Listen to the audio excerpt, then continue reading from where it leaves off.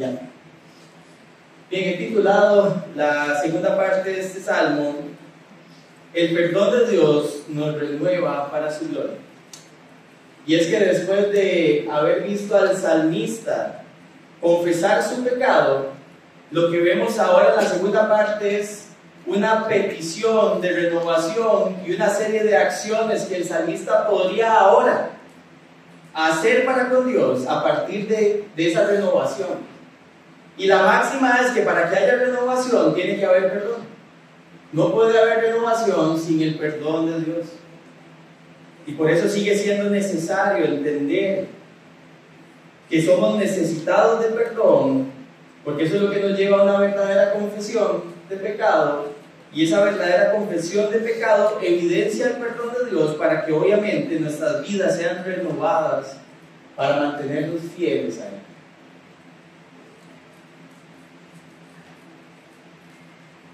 Este joven del que les voy a hablar no era creyente y estaba realmente hundido en su pecado. Había llegado al punto de practicar el pecado que él mismo se daba asco. Ya no podía ni siquiera él tolerar sus acciones, que eran realmente inmorales. Y un día estaba en el trabajo y estaba cabizbajo. Y se le acercó un compañero de trabajo y le preguntó: hey, ¿qué te pasa?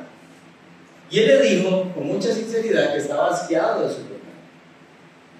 Acto seguido, el compañero de trabajo le dijo: yo soy cristiano, yo te puedo guiar. Y a todos eso nos suena precioso, ¿verdad?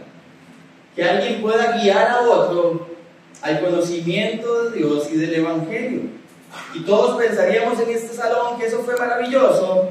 Pero el día anterior, ese compañero que le acababa de decir: yo soy cristiano, te puedo guiar, estaba haciendo exactamente lo mismo que tenía cabizbajo al hombre que estaba a su lado y a quien estaba intentando aconsejar. Y obviamente no es una excusa válida para este joven que estaba cabizbajo, pero él se dijo a sí mismo: si ser cristiano es ser como él, ¿qué sentido tiene arrepentirse? Y ahí terminó la conversación. Saben, el hombre que se acercó a ofrecer ayuda se declaraba perdonado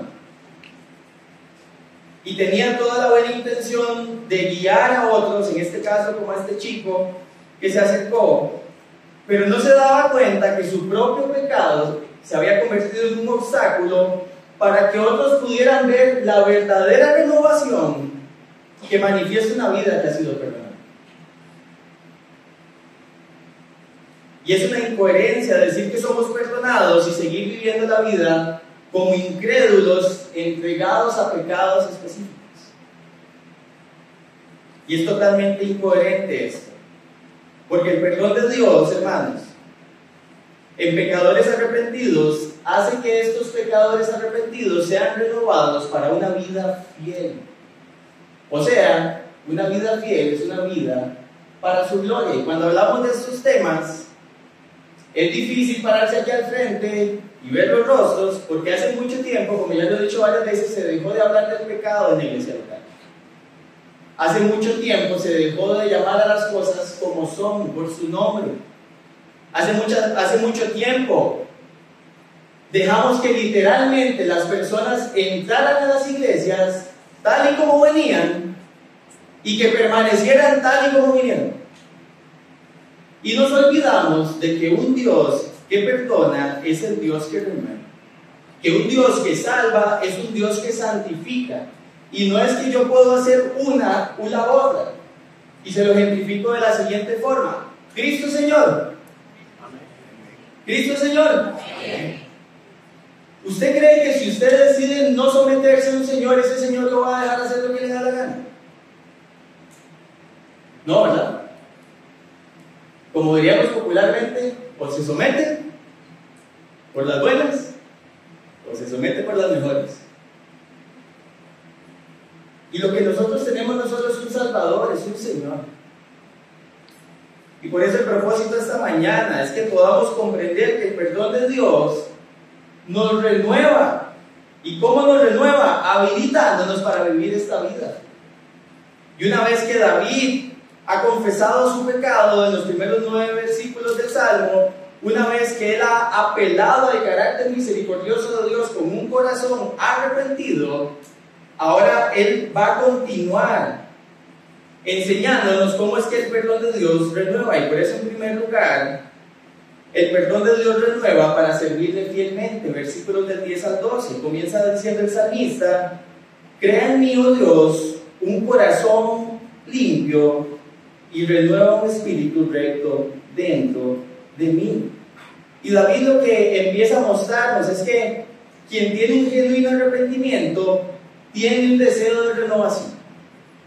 Ya esta persona no quiere ser la misma. Vean nuevamente, él dice: crea en mí, oh Dios, un corazón limpio. Ya no quiere ser el mismo. ¿Cómo lo sabemos? Porque ya habíamos visto, como les mencioné hace un instante, que él pidió perdón en los versículos anteriores. Ahora está pidiendo renovación. ¿Por qué decimos renovación? ¿O por qué le llamamos, renovación, perdón? Porque este verbo crear que utiliza David es el mismo verbo que se utiliza en Génesis 1:1 cuando dice que en el principio Dios, ¿qué? Creó. Y no solamente se usa en Génesis 1:1, sino que las 48 veces que aparece en el Antiguo Testamento se usa las 48 veces con relación al acto creador de Dios. Y no tiene ningún otro uso. Es el único uso que se le da a la palabra refiriéndose siempre a la acción creadora de Dios. Siempre señala a Dios como creador. Y obviamente en la poesía hebrea él hace un paralelo con la palabra renueva. Y entonces cuando vemos este paralelo y entendemos que esto es crear y que es una obra, una acción que solo Dios puede hacer, que solo Dios puede hacer cosas de la nada, que solo Dios puede hacer algo nuevo, cuando vemos la palabra renovar, tenemos que entender qué significa renovar. Y vean qué interesante como lo define el diccionario. Renovar es hacer como de nuevo algo o volverlo a su primer estado. Quiere decir que lo que David está pidiendo literalmente es que Dios cambie tan radicalmente su forma de pensar y su forma de vivir que parezca que ahora es un hombre nuevo, que parezca que ahora lo que va a hacer es tan contrario a lo que pensaba y hacía antes, que él ahora entonces puede decir: tengo un corazón limpio, tengo un espíritu recto delante de ti, Señor. Pero lo primero que hace es pedir renovación, pedir ser hecho literalmente nuevo. Ahora, ¿de qué pide renovación este hombre? Y dice que crea en mí un corazón. Y claramente no se está refiriendo al órgano que palpita ahí en el pecho, sino que es el término que vemos bíblicamente intercambiable con la palabra mente. O sea, donde literalmente se asienta la voluntad de nuestro espíritu humano, el centro de las motivaciones, de las intenciones, de los pensamientos, del entendimiento, el centro de las emociones. Y es lo que la Biblia nos enseña cuando vemos el término mente y corazón actuando en los diferentes textos. Y David sabía que si Dios renovaba primero el corazón, o sea, si lo hacía nuevo, eso se vería evidenciado en la conducta. Y adivinen que esa conducta correcta delante de Dios lo haría apto para el servicio. Y ya vamos a ver a continuación por qué el argumento. David quería un corazón limpio, la semana pasada lo vimos. Él no quería que el Señor lo estuviese viendo como impuro ante sus ojos. Él quería ser agradable a Dios. Y esto hace un paralelo con un espíritu recto. O sea, quería ser una persona confiable y firme en las decisiones que tomaba. Una persona confiable y firme en las decisiones que tomaba, que es otra forma de decir, quería ser una persona fiel. Quería ser una persona que se mantenía fiel al Señor y por supuesto quería servirle fielmente al Señor. Y eso no es posible sin un verdadero cambio.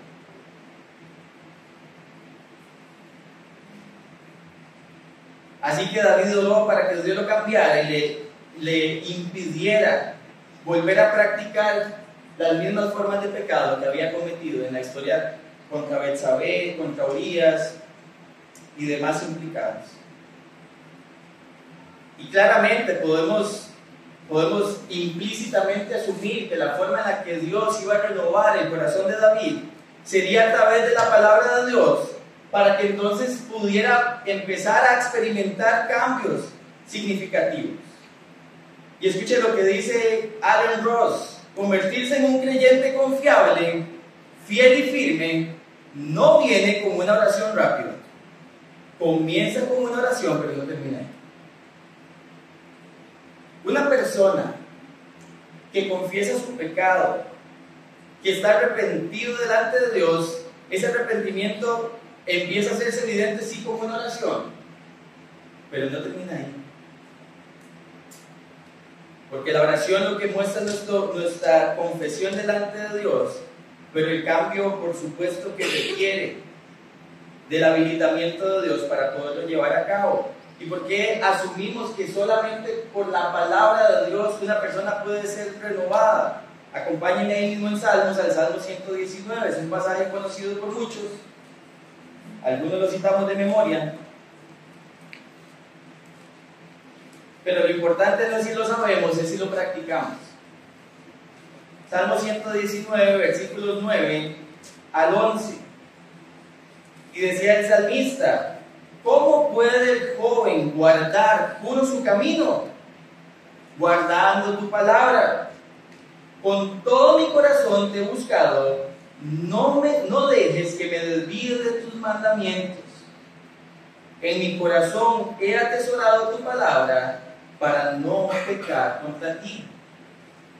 Vean que la misma palabra de Dios se nos muestra como el único medio que es capaz de renovar la mente del ser humano, pasarla de una conducta pecaminosa totalmente y de una naturaleza pecaminosa a un entendimiento de una nueva naturaleza en Cristo, de una nueva naturaleza que puede practicar literalmente lo que Dios ha dicho en su palabra. Ahora, en la oración mencionaba 2 Timoteo 3:16, toda la escritura es inspirada por Dios y es útil ¿para qué? Para hacer lo que nuestras almas necesitan para que sean renovadas, para que seamos perfectos, enteramente preparados para toda buena obra. Y es lo que bíblicamente conocemos como el proceso de despojarse, renovar la mente y vestirse del nuevo hombre. Y es lo que vemos en Efesios capítulo 4. Voy a anotarlo como referencia, versículos del 21 al 24. Pablo claramente instruye a la iglesia de Éfeso a que se despoje del viejo hombre. ¿Qué implica despojarse del viejo hombre? Identificar todas las formas de pecado que estamos literalmente cometiendo contra Dios. Usted no puede despojarse de algo que usted no ve, o de algo que usted cree que no tiene puesto. Usted se quita lo que tiene puesto. Y si no somos conscientes de lo que tenemos puesto, de esa vieja naturaleza, no hay forma de que eso cambie, porque no es mágico. Hay un habilitamiento, pero no es oro y todo pasó. No, la oración muestra tu dependencia al Señor, pero el Señor te ha habilitado para que te esfuerces en la gracia. Entonces, lo primero es tenemos que identificar, ya el salmista lo hizo. Obviamente la identificación nos lleva a la confesión, pero esa confesión no queda ahí porque si no, no pasa nada. Adivine qué pasaría, seguimos practicando el mismo pecado y después nos preguntamos, pero ¿qué pasó si yo lloré? Porque creemos que es automático. Pero lo que dice el texto de Efesios es que renueven su espíritu. Y la pregunta es, ¿cómo renueva el creyente su espíritu?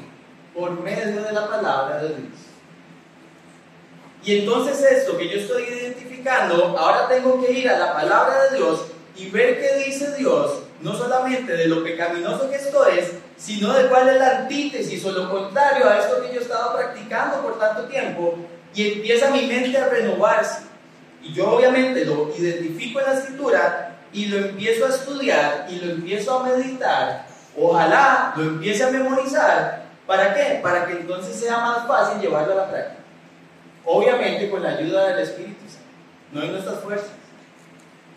Y cuando esas cosas pasan, que nuestra mente es renovada, ahora estamos listos para eso que hemos meditado, ponérnoslo vestirnos del nuevo hombre y empezar a vivir literalmente esa nueva vida que tenemos nosotros en Cristo. Esa renovación por la que oraba el salmista es la misma renovación que nos instruye el Nuevo Testamento a la luz de la cruz, de una forma todavía más explícita y más sistematizada. Pero necesitamos literalmente anhelar, al igual que el salmista, ser renovados y entender que la renovación viene de Dios por medio de su palabra y por medio de su Espíritu, y que también usa la iglesia local para que, obviamente, como medio de gracia, esto pueda ser posible. Y el versículo 11, hermanos, nos recuerda que el salmista quiere ser renovado no solamente para sentirse perdonado, es que le quiere seguir sirviendo al Señor. Vea versículo 11: no me eches de delante de ti y no quites de mí tu Santo Espíritu. Y ahora el salmista lo que nos está diciendo es que él no quiere ser removido de su puesto de servicio, que él no quiere ser desechado por Dios de su puesto de servicio, que hubiese sido correcto si lo hubiera hecho, porque era una consecuencia de su pecado. Pero él dice: no me deseches, no me eches de tu presencia. Y también dice: no quites de mí tu Santo Espíritu. Y con respecto a este pasaje tenemos que aclarar algunas cosas a la luz del nuevo pacto, y es importante que lo podamos hacer. Tenemos que recordar que en el antiguo pacto, antes de Pentecostés o antes de Hechos 2, como también lo sabemos, el Espíritu Santo vino sobre algunas personas, literalmente, de la nación. ¿Para qué? Para capacitarlos para hacer un trabajo específico. Y por lo general la presencia era temporal. Por eso es que vemos en los textos que dicen que el Espíritu Santo vino y después del Espíritu Santo se fue.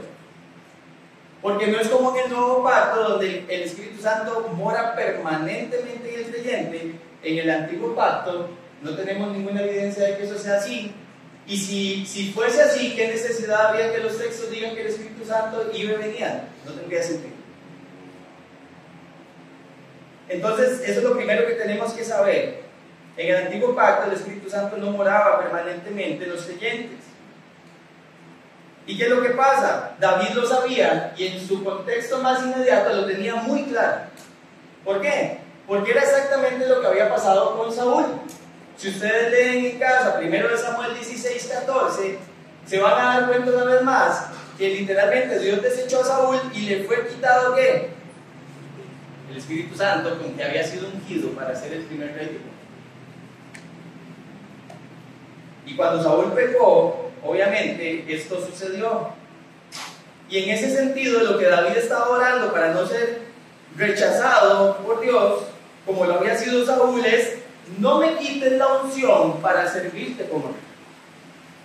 Y es lo que está comunicando en su oración al Señor: no me quites la unción para servirte como rey.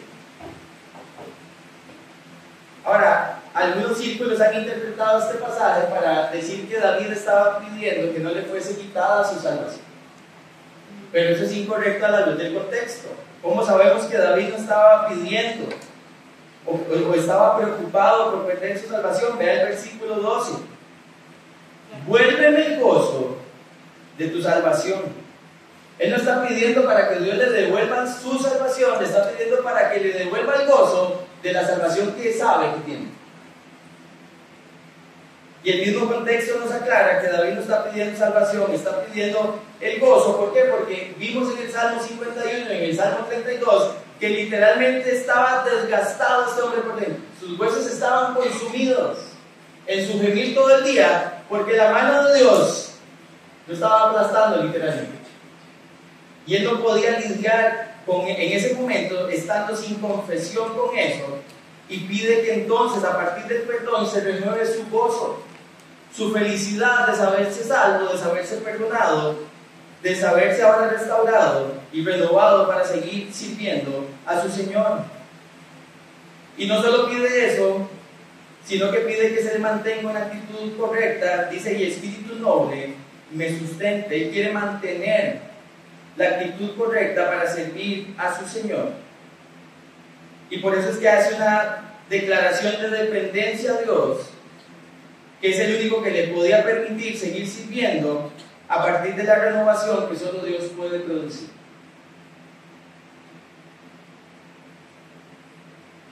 Hay algo claro, el Espíritu Santo siempre ha estado renovando al creyente, pero es diferente que el Espíritu Santo haya renovado al creyente a decir que moraba permanentemente en el creyente, que claramente eso enseña el nuevo pacto. Ahora, ¿cuál es el tema con nosotros los creyentes ahora en el nuevo pacto? ¿Cómo tomamos este pasaje entonces?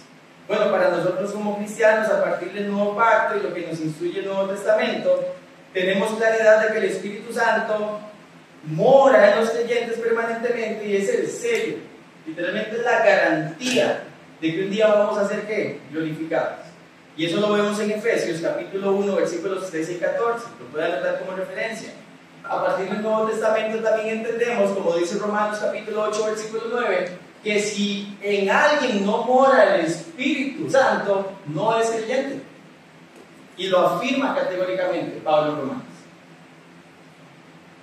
Y también en el Evangelio de Juan, capítulo 7, 39, Jesús hace una alusión de cómo el Espíritu Santo un día iba a venir a morar permanentemente en los creyentes, y exactamente lo mismo hace en capítulo 14, versículo 17, cuando decía que el Espíritu Santo estaba en medio de ellos, pero no morando en ellos.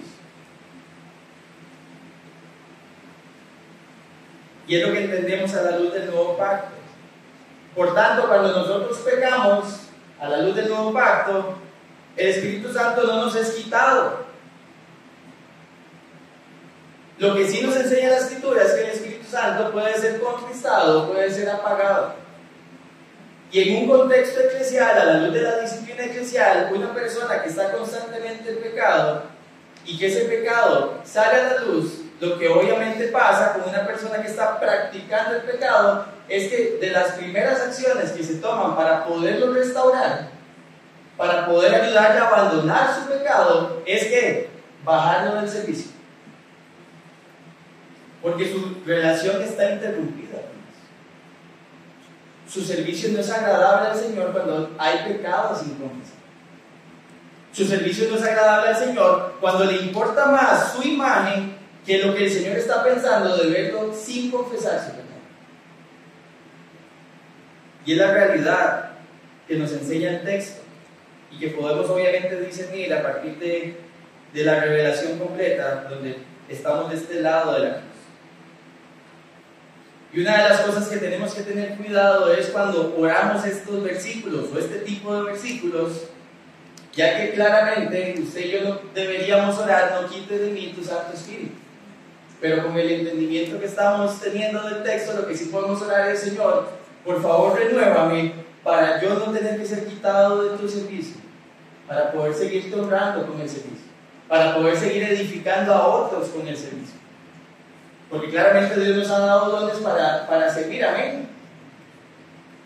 Y si nuestras vidas están practicando el pecado, ese servicio no es agradable a Dios. ¿Cómo aplicamos este punto, hermanos? Y hoy voy a hacer menos preguntas porque ya me he dado cuenta que hago demasiadas. La pregunta principal es: ¿cómo estamos siendo renovados por Dios y para Dios? ¿Realmente estamos haciendo este ejercicio de estar identificando pecado, confesándolo, renovando nuestra mente con la palabra de Dios y empezar a practicar lo que dice la palabra de Dios? Es lo que podemos identificar cuando nosotros confesamos pecado o nos quedamos en la confesión. Y es una buena pregunta que nos tenemos que hacer. Otra pregunta que tenemos que hacernos cuando vemos al salmista pidiendo renovación para servir fielmente es si realmente queremos dejar de hacer las mismas cosas. Porque muchas veces la falta de esta renovación puede ser intencional porque no quiero soltar mi pecado. Y necesito identificar eso. Necesito identificar si estoy aferrado tanto al pecado que ya mi conciencia ni siquiera anhela lo que Dios anhela, que es el arrepentimiento. Otra buena pregunta cuando pensamos en renovación para servir fielmente al Señor es: ¿qué evidencias de renovación vemos en nuestra vida desde que estamos en Cristo?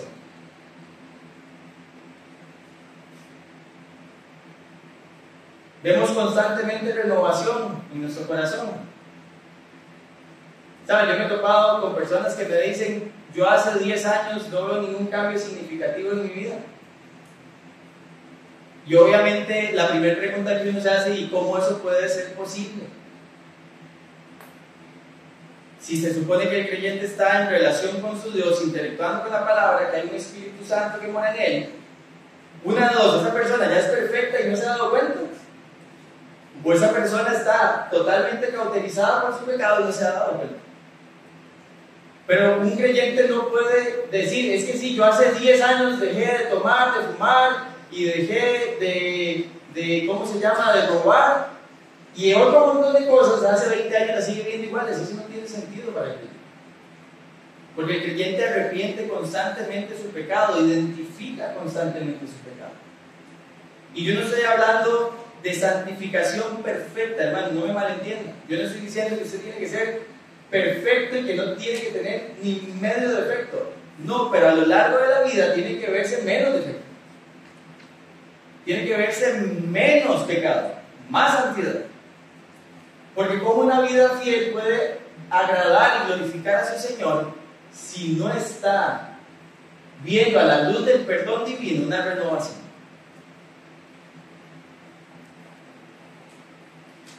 Otra buena pregunta es: ¿nos duele saber que si estamos en pecado no podemos servir a Dios y no podemos edificar a nuestros hermanos?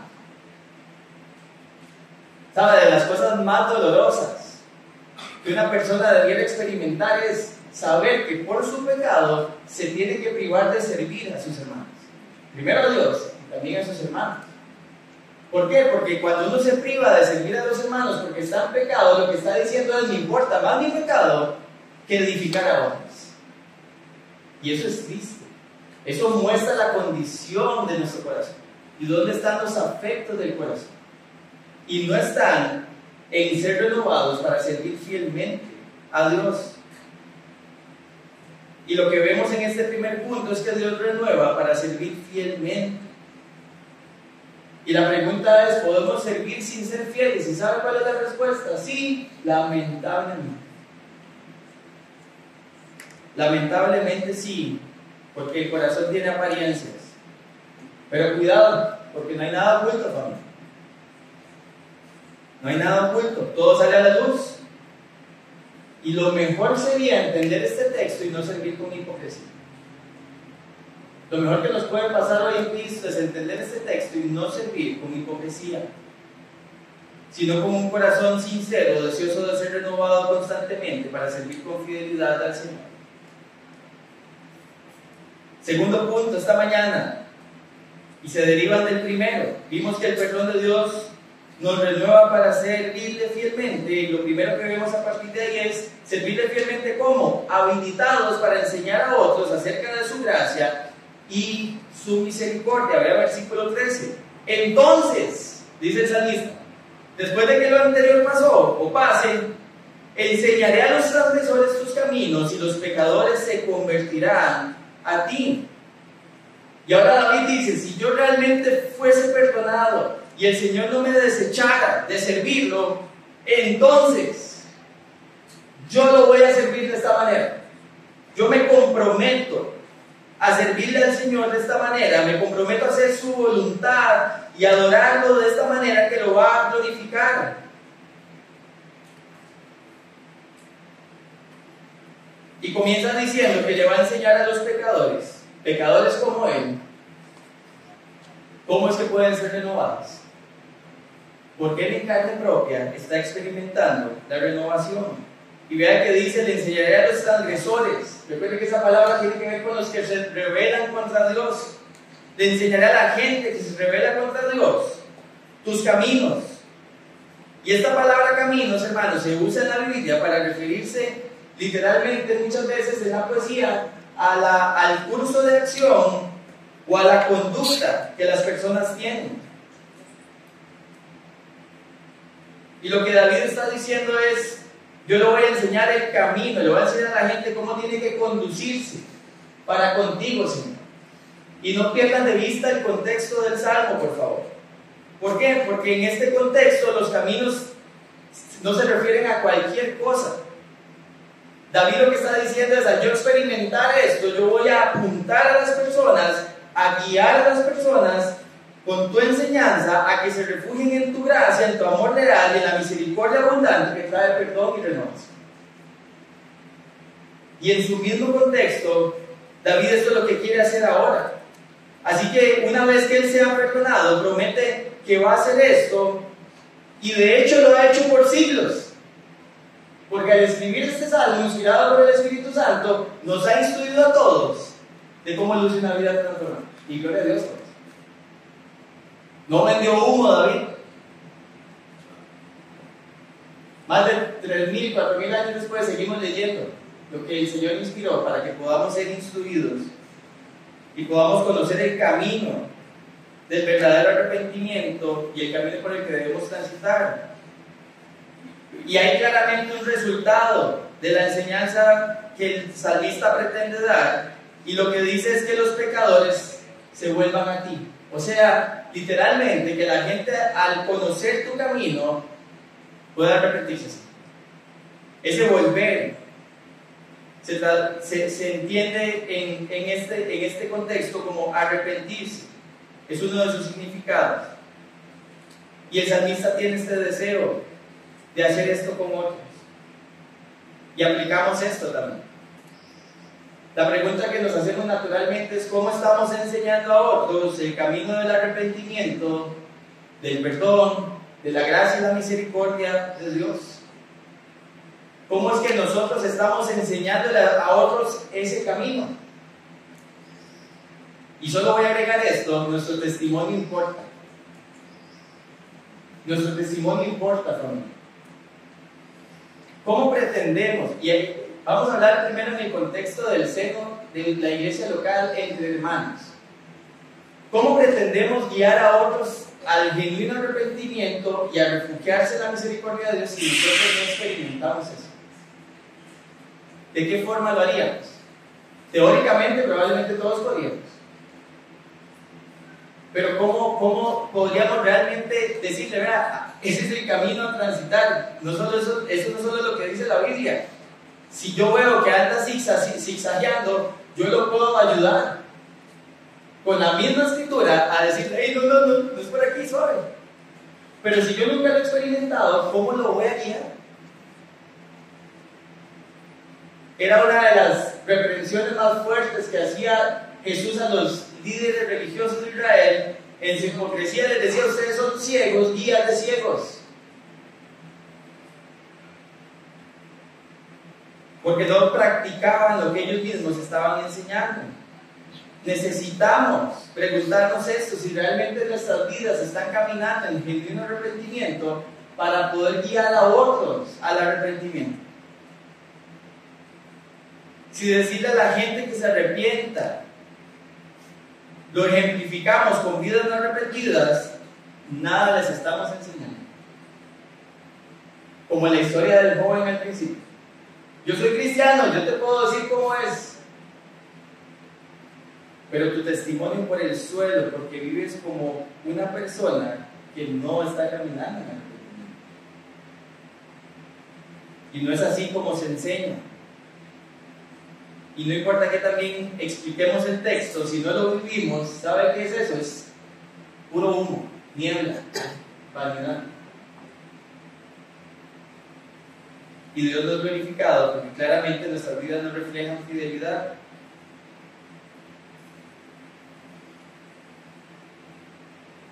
Y claramente, si bien estamos hablando del contexto de la iglesia local, hay una implicación que nuestro testimonio no solo impacta para guiar al arrepentimiento a quienes ya están en Cristo, sino guiar al arrepentimiento a quienes hoy no están en Cristo. Y aunque en el contexto inmediato tiene que ver con la renovación, producto de haber caído en pecado, también es nuestra responsabilidad ir y enseñar ese camino a quienes hoy están permanentemente en su pecado. Y necesitamos disponernos para servirle al Señor de esa manera como lo estaba haciendo el salmista. Una pregunta que tenemos que hacernos es si nos creemos merecedores del perdón. Porque muchas veces, hermanos, nosotros nos jactamos de que no es por obras, pero con nuestras palabras y acciones a veces estamos comunicando totalmente lo contrario. Y a veces pareciera que nos jactamos de que merecemos realmente el perdón y la misericordia de Dios, y eso lo único que muestra es un corazón lleno de orgullo. Lo único que demuestra es un corazón que tiene un obstáculo grande para enseñar a otros el camino de la misericordia. Porque ya creer que merezco el perdón contradice el concepto de misericordia. Y lo que vemos en este punto es que solo una vida que experimenta la renovación constante está habilitada a enseñar a otros acerca de la gracia y la misericordia real de Dios. Y termino con esta frase fuerte en este punto: no dar testimonio y evidencias de esto, ¿sabe qué es? Es vender gracia barata afuera. Es decirle a la gente: usted puede venir a Dios y seguir haciendo lo que le da la gana. Y esa no es la gracia que lleva a hacer, no es la misericordia que lleva la palabra de Dios. Y que Dios tenga misericordia de nosotros si nos comportamos así. Lo otro que vemos que se desprende del perdón que renueva para servirle fielmente a Dios es el punto B, es que nos habilita para alabarlo por su trato misericordioso, versículos 14 y 15. Y dice el salmista: líbrame de homicidios, oh Dios de mi salvación. Cantará mi lengua tu justicia. Señor, abre mis labios y publicará mi boca tu alabanza. Y ahora el salmista menciona una vez más que este perdón de Dios que lo lleva a la renovación lo habilita ¿para qué? Para alabarlo por la forma en que ha tratado con él, por la forma en la que lo ha visto, en que se ha conducido hacia él con una gran e incomprensible para nosotros misericordia. Y vean que la palabra que utiliza dice homicidios en Reina Valera, creo que Biblia de las Américas dice delitos de sangre. La palabra en el original significa literalmente sangre, se está en plural. Y lo que significa eso, se refiere a la sangre derramada. Y obviamente lo que el salmista dice es: Señor, necesito que me libres, que me libertes de literalmente este pecado que he cometido para poder proclamar, para poder decir a otros tu alabanza, para poderla dar a conocer. Esta palabra alabanza, hermanos, literalmente significa dar un grito resonante. El salmista lo que quiere es gritarle literalmente a las personas a las que va a enseñar acerca del gozo que está experimentando por haber recibido el perdón de Dios y por Dios haberle preservado la vida y mantenerle literalmente en su servicio y no haberle desechado. Y él da un grito porque quiere dar a conocer, quiere cantar, quiere alabar a Dios por su justicia, quiere alabar al Señor con sus labios. Pero vean que no solo espera que esa alabanza nazca de él dice: abre mi boca. Y le pide al Señor que también lo guíe para abrir su boca, para publicar con esa misma boca su alabanza, para poderlo dar a conocer. Saben, hoy a este lado de la cruz sabemos que Dios es justo, amén, y que es misericordioso, amén, y no tenemos conflicto con eso. ¿Por qué? Porque obviamente el sacrificio de Cristo hizo posible que Dios perdonara al pecador que mereciera castigo, y gloria a Dios por eso. Y no tenemos conflicto de que Cristo haya tomado nuestro lugar y que la justicia de Dios que tenía que caer sobre pecadores haya caído sobre Jesucristo y nosotros literalmente no solo seamos perdonados, claramente perdonados por la misericordia de Dios. Vayan conmigo a 1 de Pedro 2:24.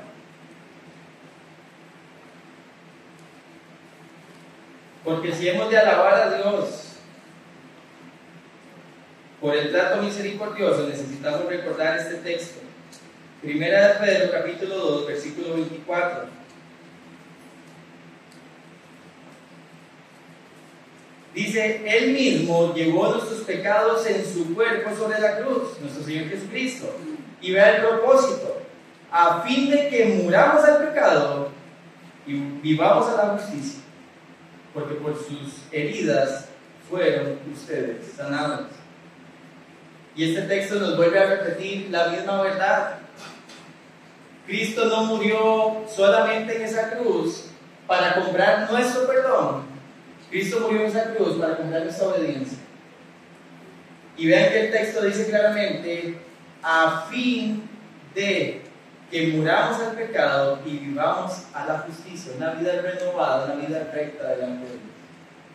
Y es la realidad que nos enseña la palabra de Dios. Y el salmista, ahora que se sabía librado por el Señor, por su misericordia, lo quería alabar y quería comunicar eso a otros por su trato misericordioso, que dicho sea de paso también lo hizo por medio de muchísimos salmos, inspirados por el mismo Espíritu Santo. Y el versículo, perdón, ya eso lo dije, Él quiere alabar. Y la pregunta de aplicación que nos hacemos es, ¿cómo estamos alabando nosotros a Dios por su trato misericordioso? ¿Cómo nuestras vidas diariamente alaban al Señor, dan a conocer, literalmente casi que gritan a este mundo que Él tiene un trato misericordioso y que nos ha tratado con misericordia? ¿Cómo la damos a conocer? ¿En qué situaciones la damos a conocer? ¿Cómo estamos hablando a otros de lo que Dios ha hecho? ¿Realmente estamos denotando alabanza o estamos denotando superioridad moral? Que hay que tener cuidado. Cuando comunicamos lo que Dios ha hecho, ¿a quién apuntamos? A Él, no a nosotros. Y es lo que vemos en el texto. Y en último lugar, también desprendido del perdón de Dios que nos renueva para servirle fielmente, lo que vemos es que nos habilita para adorarlo correctamente con un corazón quebrantado. Y eso está en los versículos del 16 al 19. Y el salmista comienza diciendo, porque no quiere sacrificio que yo lo daría, no quieres holocausto. Los sacrificios de Dios son el espíritu quebrantado, el corazón contrito y humillado, no despreciarás tú, oh Dios. Y ahora, esta última parte del salmo, el salmista literalmente le hace a Dios una promesa de que lo va a adorar con su vida entera. Y veamos algunos detalles importantes respecto a esto. Ya que claramente lo primero que dice el salmista es que Dios no desea y no se deleita en el holocausto. Ahora, la pregunta que le hacemos al texto es, ¿era porque Dios no quería eso? Él mismo lo instituyó, ¿cierto? Era parte de su ley. Entonces, cuando decimos es que no se deleita, no es que Dios no se deleitaba en el sacrificio, Él mismo lo instituyó. Lo que Dios no se deleitaba es que un pecador, porque no podía ya ofrecer sacrificio por el pecado, ofreciera sacrificio. Y eso es diferente. Ya cualquier sacrificio que ofreciera David no era acepto delante de Dios. A la luz del sistema, obviamente, ritual sacrificial de Dios. Pero claramente hay algo que Dios sí acepta como sacrificio, dice que es el espíritu quebrantado. Y aquí es donde hace el contraste. Ahora déjenme demostrarle que no es que Dios no se complace en un holocausto cuando es entregado correctamente. Vaya conmigo a 1 de Samuel, capítulo 15.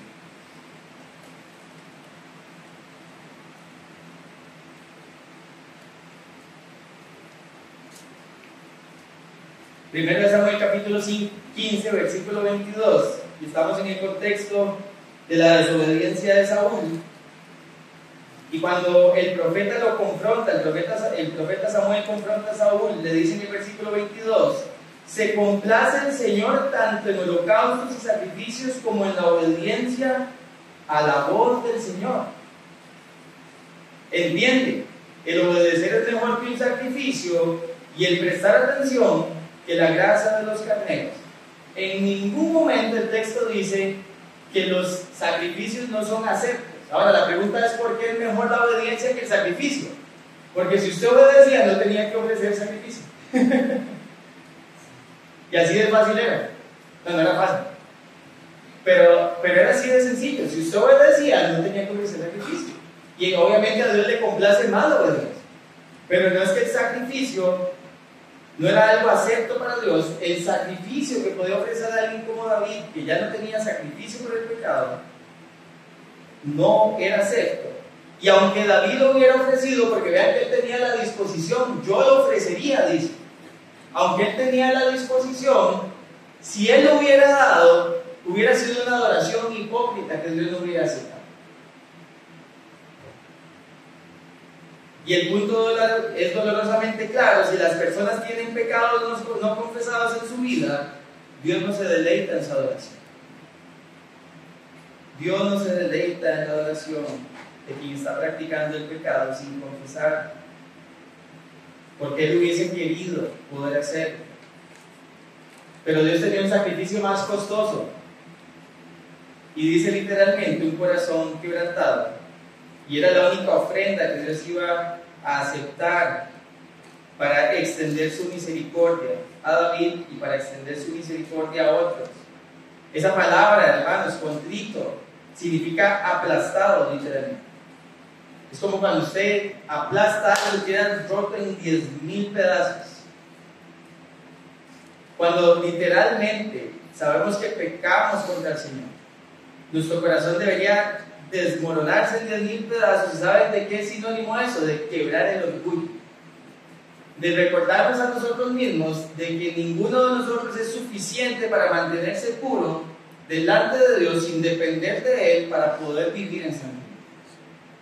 Y cuando Dios dice que quiere un corazón literalmente quebrantado, Dios quiere un corazón que entienda que ahí está tirado, hecho como decimos popularmente, una leña, y que lo único que nos queda es ver hacia el cielo con humildad, sin orgullo, sin ponernos nosotros primero, sin excusas, como veíamos la semana pasada. Un corazón totalmente humillado delante de Dios, porque dice el texto que eso no lo desprecia. Dios no desprecia un corazón humilde, que sabe su condición delante de Él y que apela a su carácter misericordioso para recibir perdón, para ser restaurado, para ser renovado. Y ese es el sacrificio agradable y acepto para Dios. Y los últimos versículos 18 y 19, familia, son textos que históricamente algunos dicen que se agregaron después del exilio, otros dicen que no se agregaron después del exilio, y creo que tal vez a la luz del contexto podemos entender lo que David estaba diciendo. Vean versículo 18, dice: haz bien con tu benevolenciación, edifica los muros de Jerusalén. Y el salmista, hermano, lo que en el versículo 18 está diciendo es que quiere que Dios, literalmente, su oración es que Dios favorezca a los habitantes que están en Sión, que muestre su favor, que muestre su benevolencia para con ellos. Y obviamente es lo que el salmista deseaba para su pueblo. Recuerden que era su pueblo, Israel. Ahora, cuando habla de los muros, podríamos pensar en muros físicos, y así es como lo toman muchos que piensan que esto fue post-exílico, pero tal vez la mejor interpretación, o por lo menos la que yo comparto, es de Allen Ross, que dice literalmente: es tomar la expresión como una comparación implícita y no una referencia a paredes literales. Los muros de Jerusalén se usarían para referirse a la verdadera defensa de la nación y la garantía del favor divino. la defensa moral. El perdón del rey, la renovación espiritual a las actitudes y decisiones apropiadas, sería la verdadera y moral defensa de la ciudad y de la nación. Y comparto eso. Si realmente David era renovado y el pueblo veía el arrepentimiento de su rey y también este pueblo actuaba de la misma manera en arrepentimiento y era renovado, esa era la mejor defensa para el pueblo de Dios. No las armas, no muros para contener el ataque de un enemigo físico, porque su principal objetivo era hacer luz a las naciones. Y claramente si Dios levantaba los muros y ellos realmente podían tener una vida moral que reflejara su arrepentimiento constante delante de Dios, esto definitivamente iba a proteger al pueblo. Y obviamente si eso se daba, si había una vida moral que estaba en alto, que estaba literalmente demostrándole al mundo que había una renovación espiritual en esta nación, los sacrificios hubiesen sido aceptos. Hubiesen sido aceptos, como lo menciona en el versículo 19. Y terminamos aplicando esto. A la luz de esto que vemos, de adorar a Dios correctamente con un corazón quebrantado, ¿realmente está nuestro corazón humillado delante de Dios? Realmente nuestros corazones se quiebran en 1000 pedazos al ver al Dios Santo, al ver nuestra condición y saber que solamente por medio de Él podemos buscar esa misericordia y ese arrepentimiento constante y esa renovación constante para vivir para su gloria, para vivir en fidelidad. Lo pueden anotar como referencia, 2 Corintios, capítulo 7, versículos 10 y 11.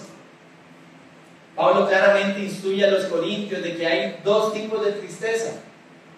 La tristeza que proviene de Dios, que conlleva la salvación y por ende a la santificación, y que en el contexto lo que vemos es que los corintios por gracia obedecieron y estaban revirtiendo lo que les había escrito en su primera carta, o si es una tristeza que proviene del mundo, que es para condenación.